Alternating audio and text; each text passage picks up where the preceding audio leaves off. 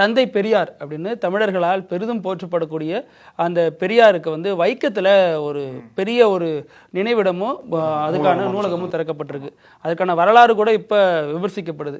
அதாவது கடந்த 1924 காலகட்டத்தில் வைக்கம், அப்போ திருவனந்தபுரம் சமஸ்தானம், அதில் வைக்கம்ங்கிற ஒரு ஊரில் இருக்கிற கோவிலை சுற்றி நடக்கக்கூட உரிமை இல்லை அப்படிங்கிற நிலைமையில தான் அங்கே இருக்கக்கூடிய 3 மிக முக்கியமான கேரள நபர்கள் வந்து அந்த மக்களுக்கான போராட்டத்தை முன்னெடுத்திருக்காங்க.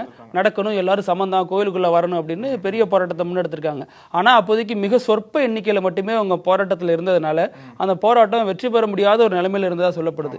ஸோ அதை அடுத்து அந்த 3 முக்கிய நபர்களையும் கைது செய்து சிறையில் அடைச்சிருக்காங்க.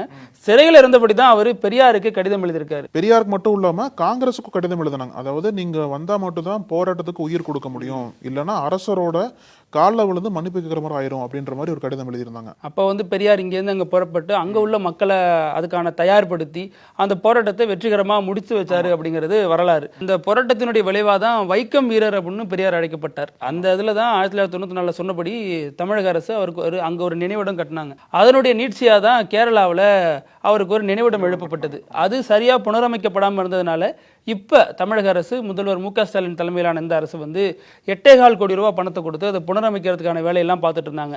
அதனுடைய நீட்சியாக தான் இப்போ அந்த ஒரு நினைவிடம் வந்து பிரம்மாண்டமாக திறக்கப்பட்டு அதே மாதிரி நூலகமும் அமைக்கப்பட்டிருக்கு. இதில் பேசின முதல்வர் தான் சொல்கிறாரு, யாரை வந்து கடந்த காலங்களில் இங்கே இருக்கக்கூடியவங்க எதிர்த்து யாகம் பண்ணாங்களோ இன்னைக்கு அவருக்கு புகழ் மாலை சூட்டக்கூடிய இடத்துல நம்ம இருக்கோம் அப்படிங்கிறத ரொம்ப மகிழ்ச்சியாக தெரிவிச்சிருக்காரு. இது பெரியாரிய ஆதரவாளர்கள் மத்தியில் மிக முக்கியமான ஒரு நகர்வாக பார்க்கப்படுது.